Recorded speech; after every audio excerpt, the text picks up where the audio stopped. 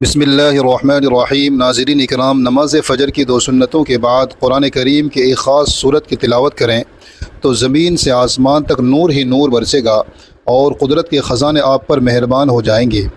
صبح کی پہلی کرن جب زمین کو چھوتی ہے تو اللہ تبارک و تعالی کے بے شمار راز انسان کے سامنے کھل جاتے ہیں۔ اگر دن کا آغاز اللہ کے ذکر سے ہو، قرآن کریم کی تلاوت سے ہو اور نماز فجر سے ہو تو پورا دن برکت، کامیابی اور سکون سے بھر جاتا ہے۔ لیکن اگر فجر کی 2 سنتوں کے بعد قرآن کریم کے ایک مخصوص صورت پڑھ لی جائے تو آسمانوں سے رحمت کے دروازے کھل جاتے ہیں اور زمین سے آسمان تک نور کی برسات ہوتی ہے۔ یہ صورت اللہ تبارک و تعالی کی عظمت، اس کی قدرت، اس کے انعامات اور اس کی مہربانیوں کا خوبصورت بیان ہے۔ اس مبارک گھڑی میں جب بندہ اللہ تبارک و تعالی کی طرف متوجہ ہو کر یہ صورت پڑھتا ہے تو وہ اپنے رزق، صحت، عزت، گھر اور کاروبار اور دل کے سکون کے دروازے کھول لیتا ہے۔ فجر کی سنتیں ویسے ہی عظیم فضیلت رکھتی ہیں۔ نبی کریم صلی اللہ علیہ وآلہ وسلم نے فرمایا کہ فجر کی 2 رکعت سنتیں دنیا و ما فیہا سے بہتر ہیں۔ رسول اللہ صلی اللہ علیہ وآلہ وسلم نے فرمایا، فجر کی 2 رکعت سنت دنیا اور اس کی تمام چیزوں سے بہتر ہے۔ صحیح مسلم۔ اس سے معلوم ہوتا ہے کہ یہ 2 رکعتیں کتنی عظیم ہے، ان کی قدر دنیا کی تمام نعمتوں سے بڑھ کر ہے۔ ایک اور حدیث میں حضرت عائشہ صدیقہ رضی اللہ تعالی عنہا فرماتی ہیں کہ نبی کریم صلی اللہ علیہ وآلہ وسلم نے کسی نفل نماز کی اتنی پابندی نہیں کرتے تھے جتنی فجر کی 2 رکعتوں کی کرتے تھے۔ صحیح بخاری اور صحیح مسلم۔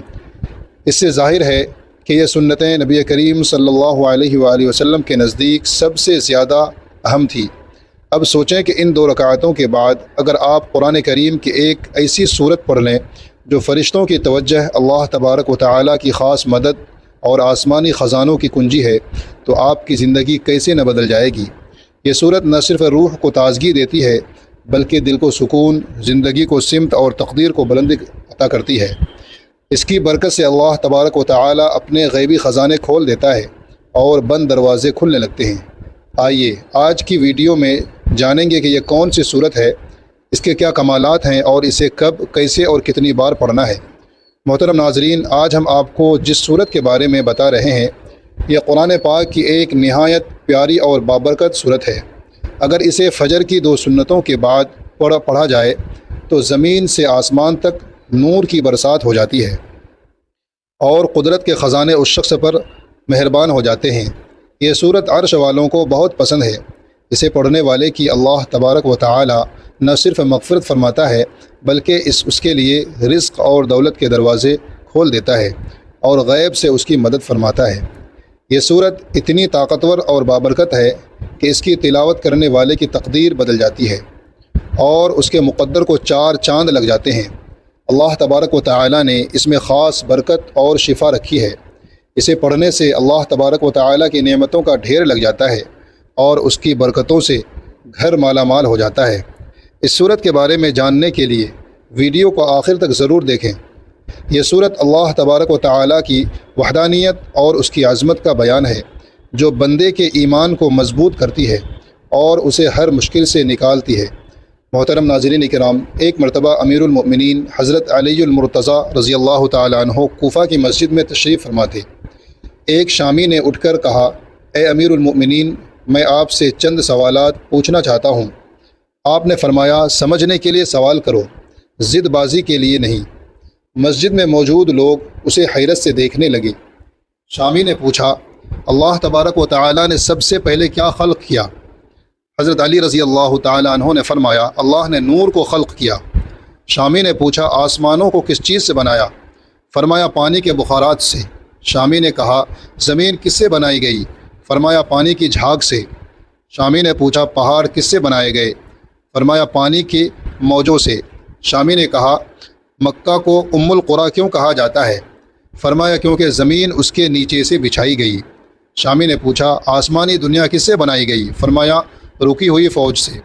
شامی نے کہا، سورج اور چاند کا طول و عرض کیا ہے؟ فرمایا، 900 فرسخ ضرب 900 فرسخ۔ شامی نے پوچھا، ستاروں کا طول و عرض کیا ہے؟ فرمایا، 12 فرسخ ضرب 12 فرسخ۔ شامی نے کہا، 7 آسمانوں کے رنگ اور ان کے نام بتائیں۔ فرمایا، آسمان دنیا کا نام رفیع ہے اور وہ پانی اور دھوئیں سے بنا، اس کا رنگ پانی جیسا ہے۔ آسمان دوم کا نام فزوم ہے، اس کا رنگ تانبے جیسا ہے۔ آسمان سوم کا نام معدون ہے، اس کا رنگ ملتا جلتا ہے۔ آسمان چہرم کا نام ارفلون ہے، اس کی رنگت چاندی جیسی ہے۔ آسمان پنجم کا نام خون ہے، اس کی رنگت سونے جیسی ہے۔ آسمان ششم کا نام عروس ہے، وہ سبز یاقوت کا ہے۔ آسمان ہفتم کا نام اجماع ہے، وہ سفید موتی کا ہے۔ شامی نے پوچھا بیل ہمیشہ سر جھکائے کیوں رہتا ہے اور آسمان کی طرف نہیں دیکھتا؟ فرمایا جب سے بنی اسرائیل نے بیل کی پوجا کی اس دن سے وہ شرم کی وجہ سے آسمان کی طرف نہیں دیکھتا۔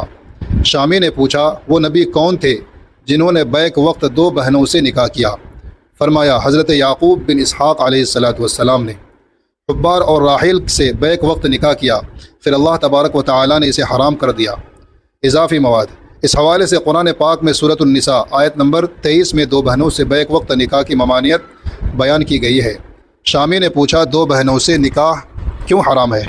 فرمایا نبی کریم صلی اللہ علیہ وآلہ وسلم نے فرمایا کہ 2 بہنوں سے نکاح نہ کرو کیونکہ اس سے رشتے ٹوٹتے ہیں۔ شامی نے پوچھا مد و جزر کیا ہے؟ فرمایا اللہ نے سمندروں پر ایک فرشتہ رمان مقرر کیا ہے، جب وہ پاؤں سمندر میں رکھتا ہے تو مد ہوتی ہے اور جب نکالتا ہے تو جزر ہوتی ہے۔ شامی نے پوچھا جنات کا باپ کون ہے؟ فرمایا جنات کا جد اعلیٰ شعان ہے جسے اللہ تبارک و تعالی نے آگ کے شعلے سے بنایا۔ شامی نے پوچھا کہ اللہ نے جنات کی طرف نبی بھیجا؟ فرمایا ہاں، اللہ نے یوسف نبی علیہ السلام کو بھیجا لیکن جنات نے انہیں قتل کر دیا۔ شامی نے پوچھا ابلیس کا آسمان میں کیا نام تھا؟ فرمایا حارث۔ شامی نے پوچھا آدم کا نام آدم کیوں رکھا گیا؟ فرمایا کیونکہ وہ زمین کی خاک سے بنائے گئے۔ شامی نے پوچھا میراث میں مرد کو 2 حصے اور عورت کو 1 کیوں؟ فرمایا حوا نے خوشہ اٹھایا، اس میں 3 دانے تھے، ایک وہ خود کھا گئی اور 2 آدم علیہ السلام کو کھلائے، اس لیے مرد کو 2 حصے اور عورت کو 1 حصہ ملا۔ شامی نے پوچھا کون سے انبیاء مختون پیدا ہوئے؟ فرمایا اللہ نے آدم علیہ السلام کو شیس، ادریس، نوح، شام بن نوح، ابراہیم، داؤد، سلیمان، لوط، اسماعیل علیہ السلام، موسیٰ، عیسیٰ اور حضرت محمد مصطفیٰ صلی اللہ علیہ وسلم کو مختون پیدا کیا۔ شامی نے پوچھا آدم کی عمر کتنی تھی؟ فرمایا 930 سال۔ شامی نے پوچھا سب سے پہلے شعر کس نے کہا؟ فرمایا آدم علیہ السلام نے۔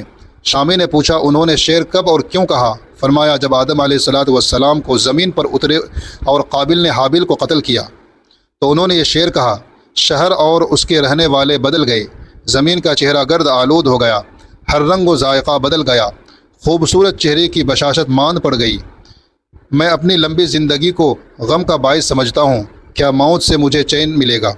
میں آنسو کیوں نہ بہاؤں کہ حابیل قبر میں مدفون ہو گیا، قابل نے اپنے بھائی کو قتل کر دیا، ہائے غم و حسرت، میرا بیٹا گم ہو گیا۔ جب آدم نے یہ مرثیہ پڑھا تو ابلیس نے جواب میں شعر کہا تو شہر سے دور ہو جا، میری وجہ سے تیری جنت تنگ ہوئی جہاں تو اور تیری زوجہ سکون سے رہتے تھے، میری مکر سے تو بچ نہ سکا اور قیمتی سرمایہ چلا گیا۔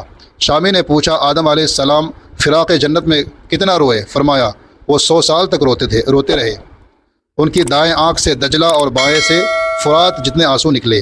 شامی نے پوچھا آدم نے کتنے حج کیے؟ فرمایا انہوں نے 70 حج پیدل کیے۔ پہلے حج میں ایک لٹیرا ان کے ساتھ تھا جو پانی کے مقامات کی رہنمائی کرتا تھا، وہ پرندہ جنت سے آیا تھا، اسی لیے لٹیرے اور خطاف کے کھانے سے منع کیا۔ شامی نے پوچھا خطاف اپنے پاؤں پر کیوں نہیں چلتا؟ فرمایا اس نے 40 سال تک بیت المقدس کا طواف کیا اور آدم کے ساتھ روتا رہا، اسی لیے اس نے گھونسلوں میں رہائش رکھی۔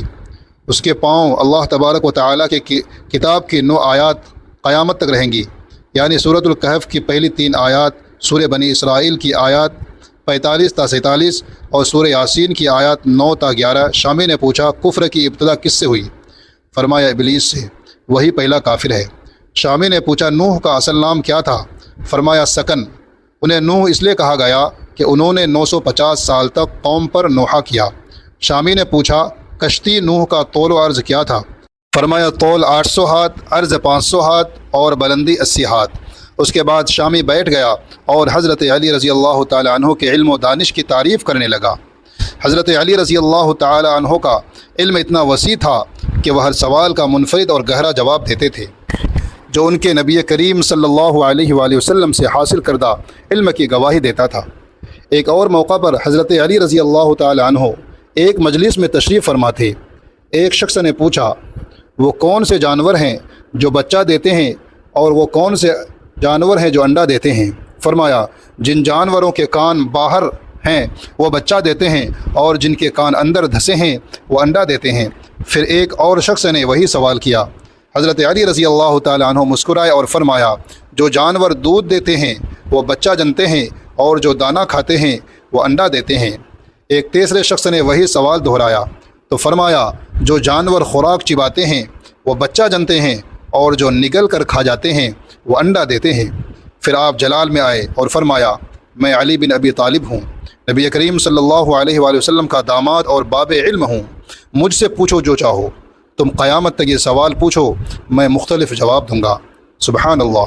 محترم ناظرین اکرام، اب ہم آپ کو اس سورت کے بارے میں بتاتے ہیں جو اتنی طاقتور اور بابرکت ہے کہ اسے پڑھنے سے اللہ تبارک و تعالی گھر پر نور برساتا ہے، قدرت کے خزانے بارش کی طرح برستے ہیں اور پڑھنے والا اللہ کا دوست بن جاتا ہے۔ جو شخص اپنے گناہوں کی بخشش مانگنا چاہتا ہے، دنیا و آخرت کو بہتر بنانا چاہتا ہے، اللہ کا قرب حاصل کرنا چاہتا ہے، فرشتوں کی توجہ اور عزت پانا چاہتا ہے، یا کسی پریشانی، تنگدستی یا غربت سے نجات چاہتا ہے، وہ فجر کی 2 سنتوں کے بعد یہ سورت پڑھے، انشاءاللہ اس کے تمام خواہشات پوری ہوں گی، مشکلات ختم ہوں گی اور اللہ تبارک و تعالی اس کی حاجات پوری فرمائے گا۔ جان لیں کہ یہ سورت فجر کی 2 سنتوں کے بعد پڑھنی ہے، جب آسمانوں کے دروازے کھلتے ہیں اور ہر دعا مقبول ہوتی ہے۔ نبی کریم صلی اللہ علیہ وآلہ وسلم نے فرمایا، جو فجر کی حفاظت کرتا ہے وہ جنت میں داخل ہوگا۔ یہ دعاؤں کی قبولیت کا وقت ہے جب دل کی مرادیں رب تک پہنچتی ہیں۔ جو بندہ فجر کی 2 سنتوں کے بعد یہ سورت پڑھتا ہے، عرش کے فرشتے اسے سلام کرتے ہیں اور اس کے لیے دعائیں کرتے رہتے ہیں۔ یہ سورت زمین پر روشنی بکھیرتی ہے اور عرش الہی پر نور لے جاتی ہے۔ فرشتے اسے بار بار پڑھتے ہیں۔ جب کوئی بندہ اخلاص، محبت اور ادب سے اسے پڑھتا ہے تو فرشتے کہتے ہیں، اے اللہ، یہ تیرا بندہ تیرا خاص کلام خاص وقت میں پڑھ رہا ہے، اس پر رحمت فرما۔ اللہ تبارک و تعالی فرماتا ہے، میرے بندے نے میری محبت کی بات کی، توحید کو بیان کیا، میرے سوا کسی کو یاد نہیں کیا تو میں اسے دنیا اور آخرت میں تنہا نہیں چھوڑوں گا۔ یہ مختصر صورت ہے لیکن اس کے اثرات بے حد ہیں۔ اگر اسے 100 مرتبہ پڑھا جائے تو اللہ 100 حاجات پوری فرماتا ہے، گناہ معاف کرتا ہے اور گھر پر نور برساتا ہے۔ بس سچے دل اور یقین سے پڑھیں، اللہ ہر دعا قبول فرمائے گا انشاءاللہ۔ محترم ناظرین، یہ سورت الاخلاص ہے، یہ بہت بابرکت سورت ہے۔ حضرت ابو ایوب انصاری رضی اللہ تعالی عنہ فرماتے ہیں، کیا تم میں سے کوئی ہر رات قرآن کا 1/3 حصہ پڑھ سکتا ہے؟ صحابہ نے کہا، یہ کون کر سکتا ہے؟ فرمایا، قل هو اللہ احد قرآن کے 1/3 حصے کے برابر ہے۔ رسول اللہ صلی اللہ علیہ وآلہ وسلم نے فرمایا کہ ابو ایوب سچ کہتے ہیں۔ ایک اور حدیث میں آپ صلی اللہ علیہ وآلہ وسلم نے فرمایا، جو اس سورت کو 10 بار پڑھے گا اللہ تبارک و تعالی اس کے لیے جنت میں محل بنائے گا۔ حضرت عمر رضی اللہ تعالی عنہ نے کہا، پھر تو ہم بہت محل بنوائیں گے۔ آپ نے فرمایا، اللہ اس سے بھی زیادہ اور بہتر دینے والا ہے۔ سبحان اللہ۔ سورت الاخلاص اللہ تبارک و تعالی کی توحید کا اعلان ہے، جو دل کو پاک کرتی ہے اور بندے کو اللہ کے قریب لاتی ہے۔ اب ہم اس عمل کی طرف آتے ہیں۔ سب سے پہلے باوضو ہو کر فجر کی 2 سنتیں ادا کریں۔ سنتیں ادا کرنے کے بعد اپنی حاجت اور مقصد کو ذہن میں رکھیں، پھر نبی کریم صلی اللہ علیہ وآلہ وسلم پر درود پاک پڑھیں۔ ایک بار میرے ساتھ بھی درود ابراہیمی پڑھیں۔ اللہم صلی علی محمد وعلی آل محمد كما صليت على إبراهيم وعلى آل إبراهيم إنك حميد مجيد اللهم بارك على محمد وعلى آل محمد كما باركت على إبراهيم وعلى آل إبراهيم إنك حميد مجيد۔ درود کے بعد سورۃ الاخلاص 33 مرتبہ پڑھیں۔ بسم اللہ الرحمن الرحیم، قل هو اللہ احد اللہ الصمد لم یلد ولم یولد ولم یکن له کفوا احد۔ اس کے بعد اللہ کے بابرکت نام یا اللہ، یا غنی، یا نور کو ملا کر 33 بار پڑھیں۔ تسبیح یا انگلیوں پر گنتے ہوئے پڑھیں، پھر اتنا ہی درود پاک پڑھیں جتنا شروع میں پڑھا تھا۔ اس کے بعد فجر کے 2 فرض ادا کریں۔ نماز مکمل کرنے کے بعد اللہ کی بارگاہ میں رو رو کر گڑ گڑا کر اس صورت کے وسیع واسطے سے دعا مانگیں، اپنی پریشانیاں، تنگ دستیاں اور گناہوں پر ندامت کرتے ہوئے التجا کریں۔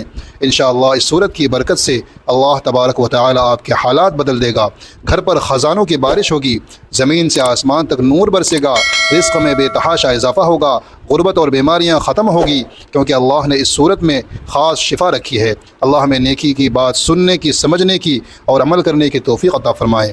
ہمارا سنانا اور آپ کا سننا اپنی بارگاہ میں قبول و منظور فرمائے، آمین یا رب العالمین۔ ناظرین، اللہ تبارک و تعالی کی 99 ناموں میں سے ایک نام کمنٹس میں ضرور ٹائپ کریں۔